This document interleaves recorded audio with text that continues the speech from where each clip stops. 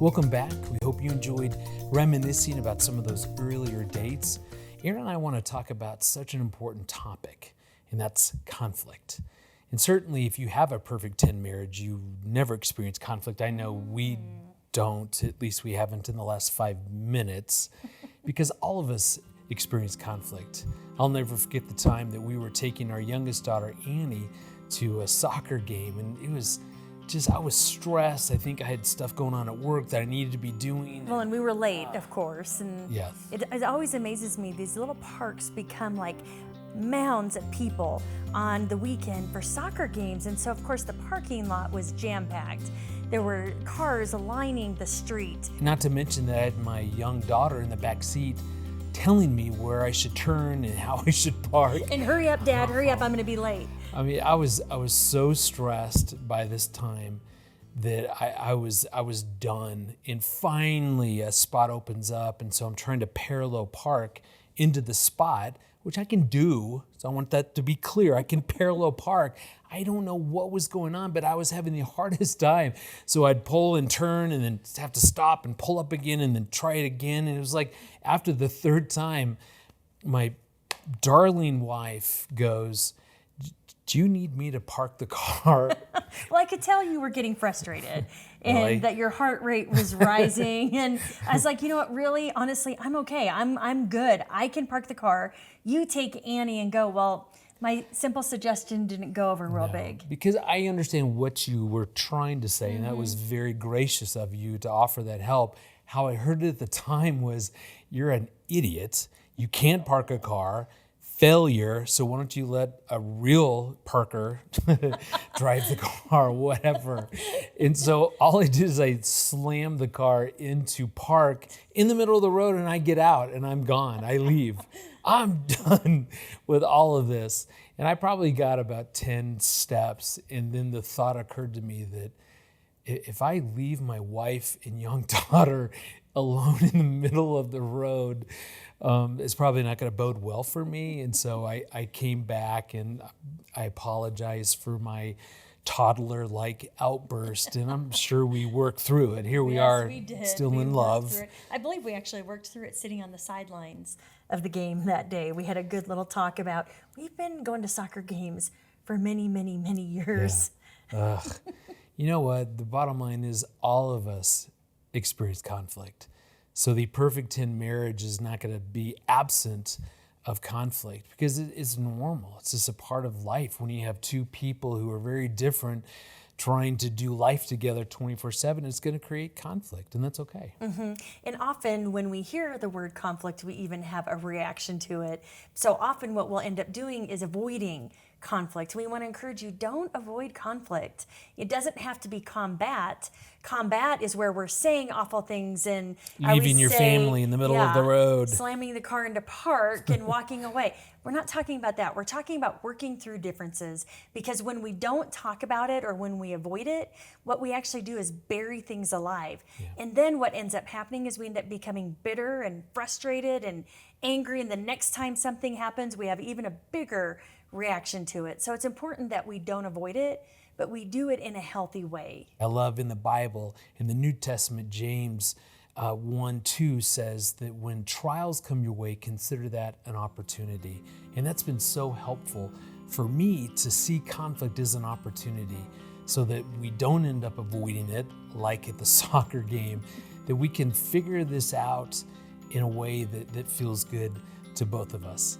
So let's go back to our couples and hear how they've learned how to manage conflict in their marriage. Well, I think one of the first big ones we ever had, wasn't it, was not long after we got back from our honeymoon, and it was over something so trivial and silly. It was how grocery items should be stacked in the cupboard. And initially it was just this big blow up, and we were both concerned, was this going to be a track record for ever and a day? But really, the most essential element was actually confronting it and just having the conversation. It wasn't even about the grocery items, it was about what had happened and how we had engaged with that disagreement in that particular issue. So actually having the conversation was the biggest thing, sitting down together and saying, right, let's talk about what just happened. We had just gotten married. we had all these hopes and dreams of getting married and moving out. Then my business literally came down 2 months before our wedding. I had to sell our car to finance the wedding. The wedding, yeah. And then it was evident to us then that, you know what, we are not moving out. We'll have to stay with the in-laws. His And mom. which is my family. Yay. Yeah, we still have the scars to prove it, or to show for it. But for me, there was no transition because I'm still at home. Yeah. And for her, it's all the transition because now she's moved out of her home and had to come into my home and also try and get into my life. It was constant conflict there because smooth thoughts, nothing is going to change. I'm at home. I continue doing what I've always done. My relationship with with his mom stays the same. And I'm basically just like an extra added member into the family. Yeah. You know, and things are just going to go as how they used to, you know. He's going to come home, watch movies with his mom until late, come to bed whenever he wants to. It was difficult to leave and cleave. And because you had to be the rock, the shoulder, the everything for your mother during the times of her abusive relationship, you assume the role of being a father in this home. Your brothers still look up to you. Your brothers still need guidance. And now you need to leave all of that and cleave to someone else, and it was difficult. I didn't realize it was difficult for me. I thought that, no, you just don't understand. Yeah, you know? it was a because you don't constant- want to be responsible for your family. You don't understand Yeah. me. When actually I wasn't doing what was right in the eyes of God for me. He's instructed me to love this woman, and I was sharing that love with other people, and it took a while to it still is constant reminding. Yeah. It still is. I backslide now and again because we're a very close family. I think in this area, I've really learned to give Usbu a lot of grace because I understand the background. I actually put myself in her shoes and I said, I'm also a prior single mom.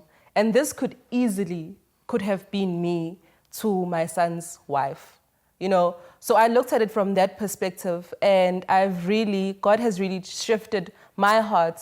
I'm able to give him so much more grace and not think that he's doing this on purpose and doing this to annoy me. For him to kind of uproot himself from the relationship that he has with his mom will happen gradually. It's not something that's going to happen overnight. Yeah. And we've only been married for 4 years, you know, so some battles and some stuff that we argue about will happen gradually. Not everything will happen overnight. Yeah. So I've learned to give him a lot of grace in that area.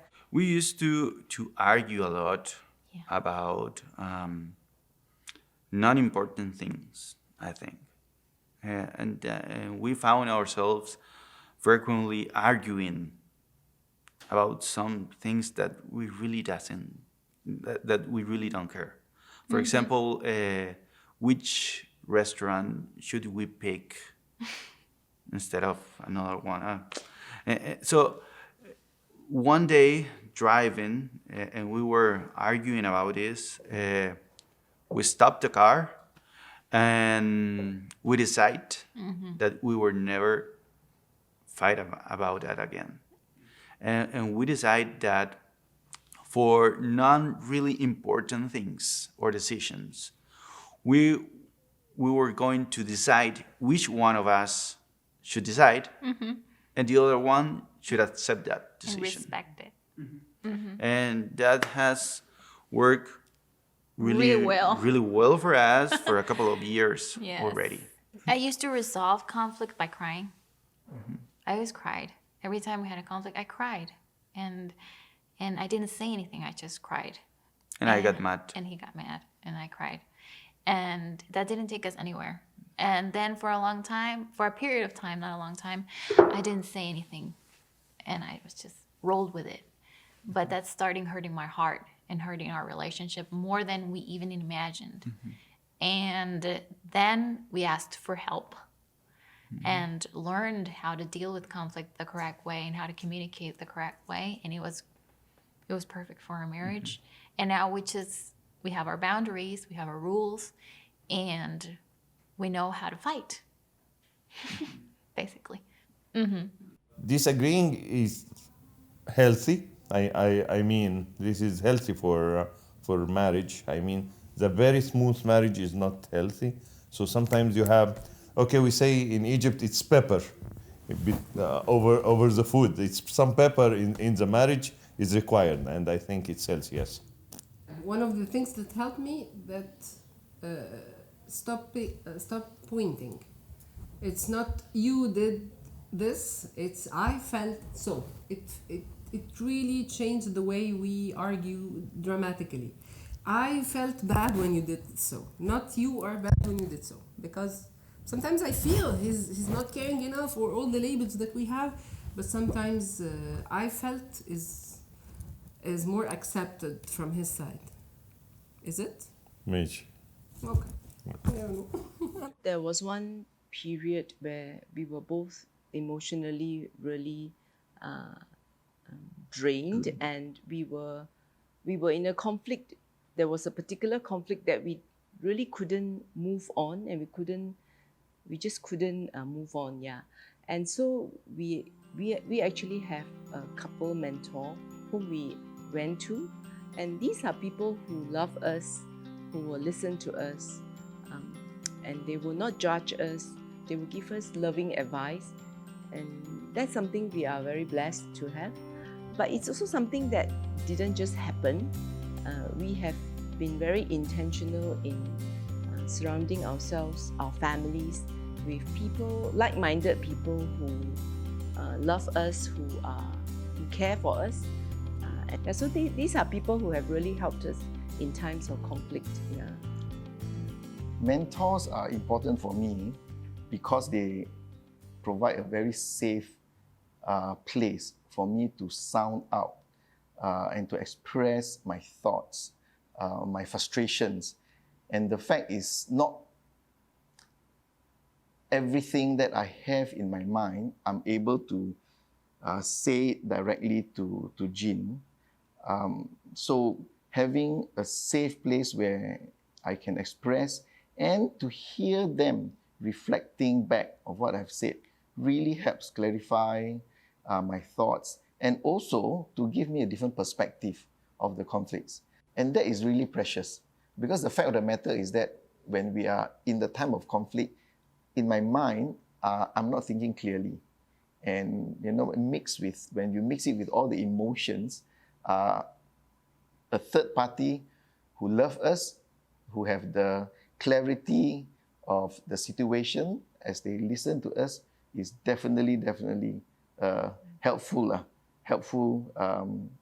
support during such time. Don't argue when you're hungry, don't argue when you're tired.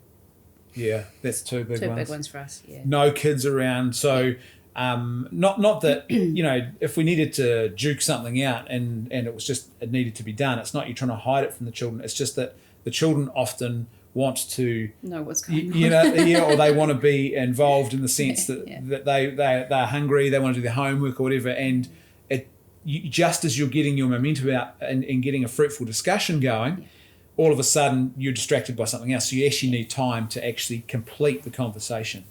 No yelling. Mm-hmm. There's no yelling allowed. And you can't use, I don't know how to say this, hurtful words. Mm-hmm. They're just not permitted in our house. We don't yell. Other rules is we wait until our emotions are settled before talking or before, starting into this conflict. We know we're mad at each other. We know there's something not going well. Mm-hmm. So we wait. We wait until our emotions settle. And when the time, we also pick the correct space and time. I respect if he needs his space, and he respects if I need my space. And when we're ready, okay, I'm ready. And we start discussing the conflict that we're having. But the first rule in our house is no yelling. Well, lately, I learned to stop talking. When I stop talking, I give myself some time to relax, to rethink, and maybe find some solutions. I know that sometimes it's not acceptable for her when I stop talking, but I can give myself some break inside the negotiation, inside the fight, whatever you call it, to reposition, to put myself in another place, to calm down and finish this problem. Yes, actually, this is something that used to annoy me, but as I told you, we change by time. It used to annoy me, but surprisingly, I found myself teaching this to my daughter. So I told her, when you're angry, don't respond at once. So I found myself teaching her to do his way, not my way, because I used to speak a lot when I'm angry. I used to express. Maybe I don't say bad words, but I always express. I don't like this, don't do it again, but he's silent more the time. I say bad words from inside. No, I'm kidding. I've realized that when she disagrees with me, she's still on my team. You know, we can't all be strikers in a football or in a soccer game. We can't all be defenders. One of us has to play in as goalie. One of us has to then sit on the bench sometimes. And we might not want to, but it's for the benefits of this team. I think earlier on I probably didn't trust Sbu as much as I do trust him now. I trust his motives now. I trust that he's for me and he loves me and he wants to see me grow and he wants to see me become better. Whereas probably in the early years of our marriage and our living arrangements, I was more on defense mode because I felt like it was him and his mom and I'm just the outsider. Where now I trust his motives. I know that he's for me and he wants us to grow, he loves me, and he's for what we are building. So even when disagreements do come, I'm not on defense mode. Like, I can hear him and I can understand and I can receive from him when he says, you are wrong and can we, do this in a different way. I don't think that he's trying to fight me or, he's just against me. I can receive him because I really do trust his motives. I trust that he's for me, and as he said, that we are on the same team. And not everything has to turn into an argument. I can just receive from him, apologize, and we move on. So challenge number 3, once you've worked through conflict, there's an opportunity to reconnect. And so maybe you've developed traditions of how do we reconnect after we've had conflict. Maybe it's going out for coffee, or maybe it's dancing, taking time to dance. So we want to challenge you, take 60 seconds right now, right where you are. Maybe it's your living room or maybe you're in your kitchen, to dance with your spouse. Guys, I want you to reach out, take the hand of your wife and invite her to dance with you.